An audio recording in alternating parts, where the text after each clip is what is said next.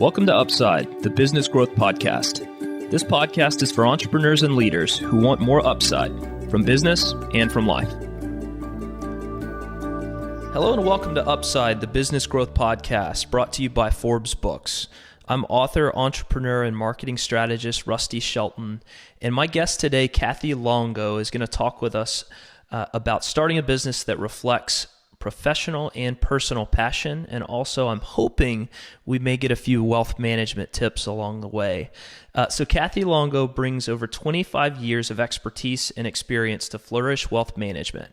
After earning a degree in financial planning and counseling from Purdue University, she began her career at a small firm in Palatine, Illinois, where she worked directly with clients while learning to build a viable client-centric business.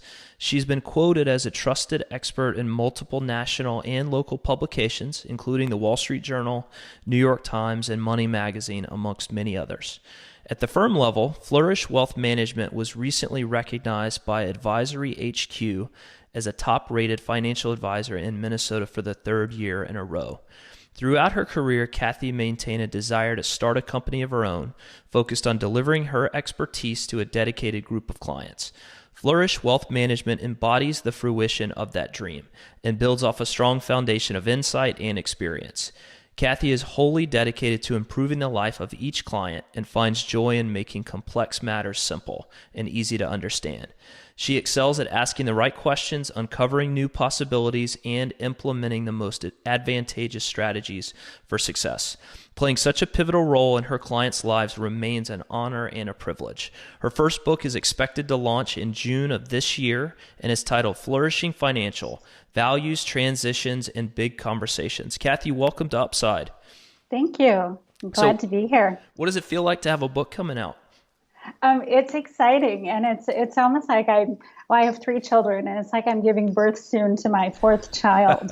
It's definitely a labor of love, but the team at Advantage Media have been fantastic to work with, and we're in the kind of the nitty-gritty stage right now where we're working through like the line edit, which is lots of detail and making sure that my voice is heard in the book, and but it's been a great process, and it's been really fun to pull together. Well, It's called Flourish Financially. Flourish Financially, absolutely. Yes. So, and one of the interesting things that I found on the book front, so Flourish, I love that, Flourish Financially. The title is such an important piece, and there's so much back and forth early on and just getting to that exact right title. And one of the things that I'm curious about is I know you went through a similar process as you were founding Flourish Wealth Management. Talk to me a little bit about why Flourish? What was the thinking behind that as the name of the firm? So I feel so fortunate. I love the name of my firm. Thus, maybe the book is also kind of playing off that theme of flourishing. What I wanted to convey in the name of the firm was the feeling that you would get and have by working with us, which is flourishing. And it's not only flourishing financially, which kind of this book is talking about financially, but it's getting to all aspects of life, whether it's in health, with relationships, with community, thinking, and work. So how do we look at our lives holistically and think about how can we flourish in all of those? Because if one area of life is not working, oftentimes that bleeds into another area of life. And so for me, flourishing was that feeling that I wanted to help people get to. Absolutely. And it was so interesting in preparing for this interview just to dig into, your start with a small firm in Palatine, Illinois. And I know for a long time, you had an eye on starting your own shop. So tell us a little bit about what was that process like? And at what point was there a light bulb moment for you, or was it gradual where you said, you know what, I'm ready to do this? So there was a couple things that happened. So I had that early role model influence I worked for a woman in Palatine, Illinois. I was her first hire, and she was a role model for me because she was not only a great financial planner, she was also a leader in the financial planning profession, and she was a mom too. And she just seemed to pull it all together. Her name is Carol Pankros, if she comes across this.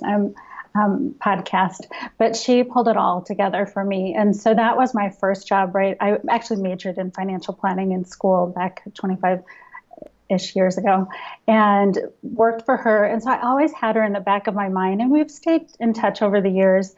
But then most recently, about 4 years ago, I was a minority partner at a financial planning firm, and we were doing great work. But I really had that in the back of my mind that I could create a firm and really have that true entrepreneurial experience. But like any good planner, I did my homework. I actually hired a consultant to help me figure out how would I do this? How would I put together the technology? Because I knew I was coming from a much larger team, and I'd have to think creatively, how could we exceed the level of client work that we'd done in the past? Because day one it would be me, and so I worked with her and. For about 6 months, just kind of thinking about how would I put this firm together and what was the offering and what was the marketing message and who was our target audience. And and I told her when I hired her, I said, I'm not sure if I'm going to do this, like tell my partners I was leaving. And in the end, I got that courage and I just jumped, and I truly felt that entrepreneurial experience. I remember signing my first lease for this building that we're in. And since then, we've had to do an expansion on our office space or hiring that first employee. I love that feeling of what I can create for my team here and for what we can offer our clients. And to me, that's that entrepreneurial spirit, is being able to create and lead and think about the organization and what it can offer to our clients and to our team here. Yeah, signing that first lease and making that first offer on the employee side, it's a big gulp that happens when you do that. Has it been what you expected in terms of the other side of this? It's been even better. I was an owner at this other firm, but it was so established, Sure. That there wasn't really that downside. And fortunately, I say knock on wood here, I haven't really felt that downside. Certainly, we've had challenges along the way, growing pains, but we've actually exceeded, all of my maybe too conservative expectations as we keep reframing our strategic plan and setting our goals higher. Well, I think one of the things that stood out to me around Flourish and around the messaging is you all seem to have done a really good job differentiating yourselves from competitors. The website, I think, really walks a nice line between professional and personal passion. You open up this interview and talking, about how success is really about many layers and many levels in life. You're one of a few wealth management groups out there that really is intentional about doing media and about writing a blog and really giving content. What's been the mindset for you around, being a bit more visible and, being willing to kind of take a unique path in an industry that for decades has been a little bit more straight-laced? Mm-hmm. Well, for me, it's fun to share my thoughts out there and to make money more approachable and really interconnect the financial piece with the relationship piece and the conversations, which is a lot of what my book will get to, is those conversations that will create new experiences in our life around money. But I think that for blogging and sharing thoughts and being vulnerable. So I'll often share stories, maybe about my own family or our own personal experiences. And the book is going to have a lot more.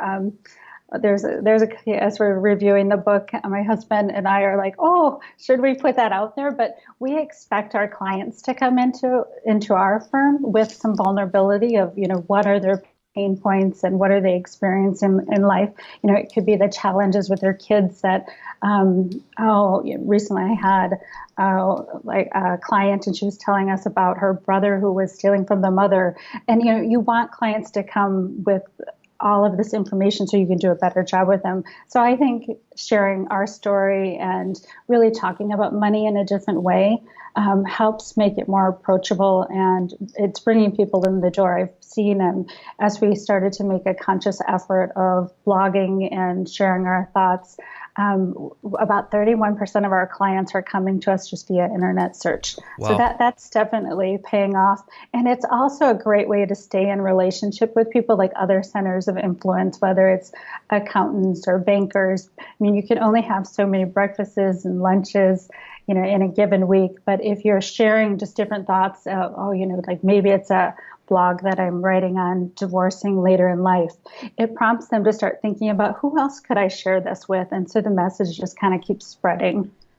Yeah, I love that. You're exactly right. And the content you're creating, as you mentioned, is not just bringing in new people, but it's really empowering those people who already know and love you, number one, to get great value from you, but also to give them something that they can go out and share.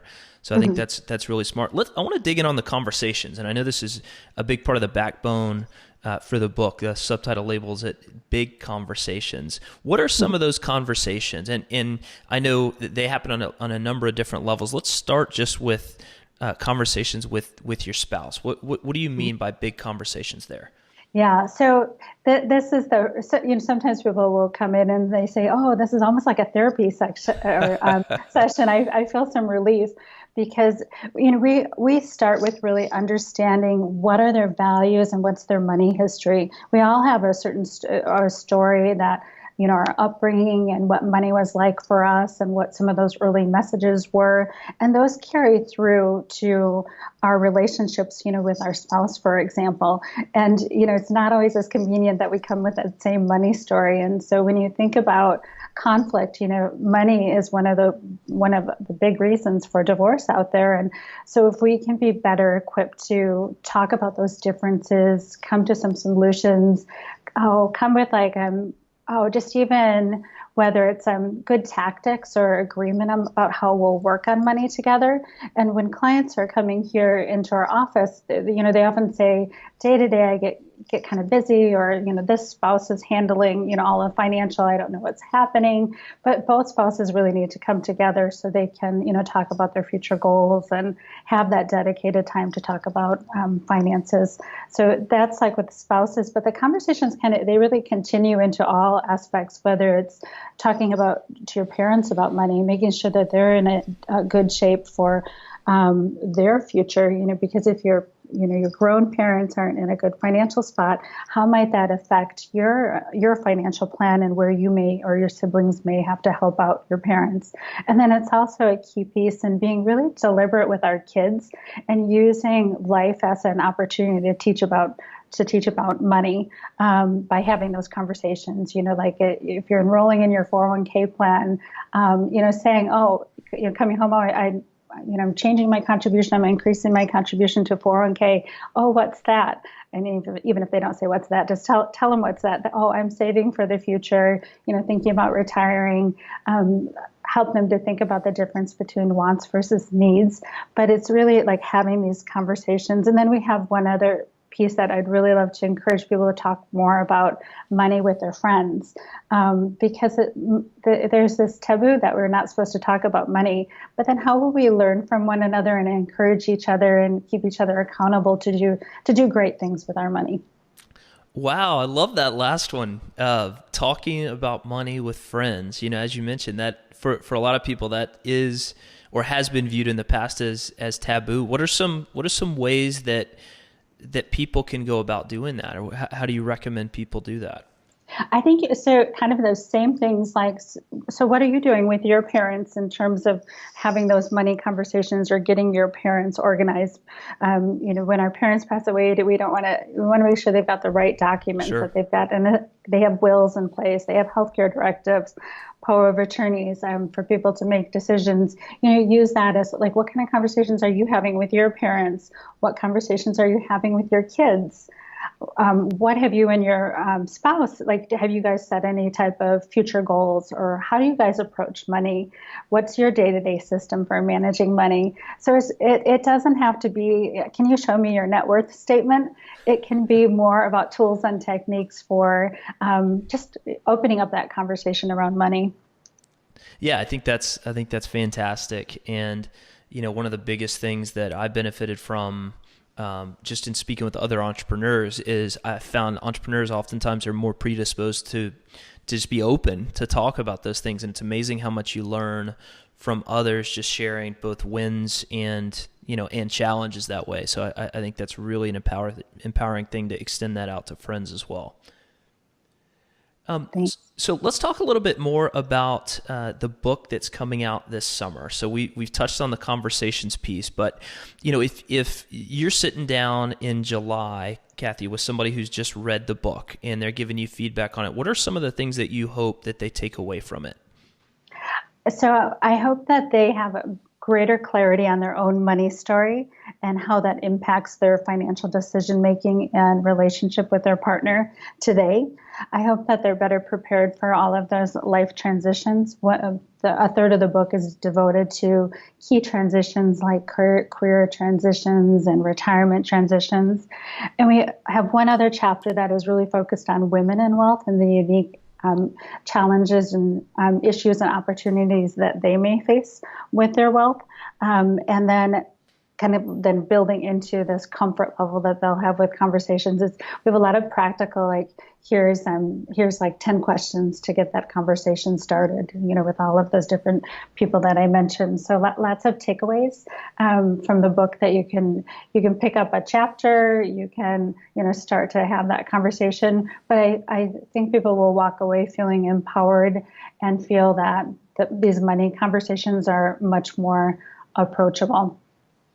That's great. And I know, big emphasis for a lot of folks in wealth management, but I know certainly for Flourish is managing these transitions. And as you mentioned, whether that's retirement or, if it's a divorce or if it's an inheritance, whatever that may be, it's just managing that. And so a lot of times I know people are walking into your office having just standing right in the middle of one of the toughest transitions in their life. So how do you and your team navigate that when somebody is, faced with one of the most important decisions in their life in terms of what to do in that situation, but yet they're so emotionally invested in it at the same time? How do you navigate that? Yeah, and that is that key piece of there's so many more emotions, and a lot of those transitions aren't really planned for. The divorce, the being recently widowed, the inherited wealth. There are some transitions that we usually do plan for more, which would be like a retirement. But these ones that we tend to attract clients on, they're very emotional, and it's really working with them to acknowledge what those emotions are, what's coming up for them. Like I think about one recent client who she lost her father, and she inherited a great deal of money that really changed her trajectory in terms of what was possible. She was then able to retire early. But then this money, her father was really a good steward of his investment dollars. But now all of a sudden she felt like also this pressure to like the guilt and the pressure of how will I be a good steward of these dollars? And money was never in her picture. She had a profession that really didn't make a lot of money before that. And so it's this mixed emotion of like happiness of what she can do. And that's where she's adding quite a bit of philanthropy into her future plans. And then some joy of being able to retire and then, give back to the community, but also this, sadness and guilt of losing her father. So we really kind of work through stages of transition, which is, coming to acceptance, acknowledging what emotions are coming up for them, just being in conversation, letting them talk and, asking those open-ended questions so they can kind of get their thoughts out and, understanding how they're feeling. And then start to intersperse the financial and the decisions that need to be made on the financial side to move forward. That's great. I think that's such a good approach. And, one of the other areas that I think, Kathy, for our audience, that there may be some ways for people to learn from you is really how well it feels like you have combined your personal and professional passions with the business. So I mentioned earlier just some of the ways you've differentiated yourself in, an industry that is really not known for that. So when you speak with other entrepreneurs or people ask you what's kind of the secret of your success with Flourish in terms of really creating an environment that combines those two things, professional passion and personal passion. How do you recommend that other business owners think about doing that in their businesses? Well, one of the primary ways we do it is in terms of philanthropy and really encouraging people to give back to the community. And so like we give paid time for them to volunteer, at organizations that are important to them. And I too am very involved with the community. I think it's a great way to meet people, and it's a great way to just just live values, which for us is really giving back and making a difference. Like make a difference is one of our core values for our firm. So like one of our individuals just signed up for junior achievement. We've done where we've taken on other younger financial planners, and we all served as a mentor for a different younger planner. I volunteer with an organization called YWCA Minneapolis, which is all about eliminating racism and empowering women and girls. And then I'm involved with another one that's Common Hope, which is for supporting kids in Guatemala to keep them in school so that they can come away with a professional livelihood. I have a special passion because my two youngest kids are from Guatemala, and it's just a great way to give back. But I think that what I see is with the team, when they're able to give back, they feel really real joy and appreciation for Flourish and our values. And even as we do hiring, that seems to be a key piece that new hires or potential new hires are recognizing that we really live our values. And so that's really important to us. And the other piece that I think another core values for us is appreciate and celebrate, looking for those little planned opportunities to celebrate with one another. For me, I know I tend to always be thinking oh, what can I do to improve? And there's always more to do, but just staying in the present and saying, okay, let's acknowledge the great work and celebrate that for a moment before we move on to the next great opportunity. I know it's such a waste when we fly by those moments. I think that's such a good way to lead your team. And one of the other areas that I want to make sure our audience hears from you, I'm often talking about how important it is to consistently put content out there. And I know you all have even won awards on the blog front, and you personally have contributed a lot of content there. How do you find time? You're a busy mom, you're a busy entrepreneur running a very successful business. Talk to us a little bit about your content process in terms of creating good content for the blog. Yeah, so it's a combination of being proactive and thinking about some ideas ahead of time, and then just being reactive too, because there's certainly life events that happen, like the Equifax breach, where we just need to kind of get out some information about how to protect your identity. But on the proactive side, I really just pay attention to what's happening in client meetings. So for example, I had a client she just retired at the first of this year, and she was talking to me about this concept of she was calling it rewiring. So like rewire instead of retire. And that was, I thought, that's such a clever way to think about retirement. So there I had my blog idea. And so I usually, as I'm reading or in client situations, just pay attention to what I'm hearing, and then it's just really easy to kind of put that together. And we use a firm to kind of help with the pushing it out and kind of pulling the final piece together. But yeah, that's kind of how we do it. So letting life inspire us, and even today. So we have a blog that'll be coming out later today, which today is Valentine's Day, and this idea that we have these obligatory holidays, and not to poo-poo for anyone who really likes Valentine's Day, but what if Hallmark came out and said that we need a holiday to keep us organized and communicate on our finances. So we have a little thing. This is how it would go. Roses are red, violets are blue. I want to change our retirement goals. How about you? So trying to play upon fun ways to bring finance kind of front and center. That's great. And for our listeners, flourishwealthmanagement.com. You can find the Flourish blog there, but there's awesome stuff from Kathy and her team. So Kathy, I always like to wrap up interviews by asking about the greatest upside in your business journey. What's that been for you? The greatest upside has really been that leap that I took 4 years ago.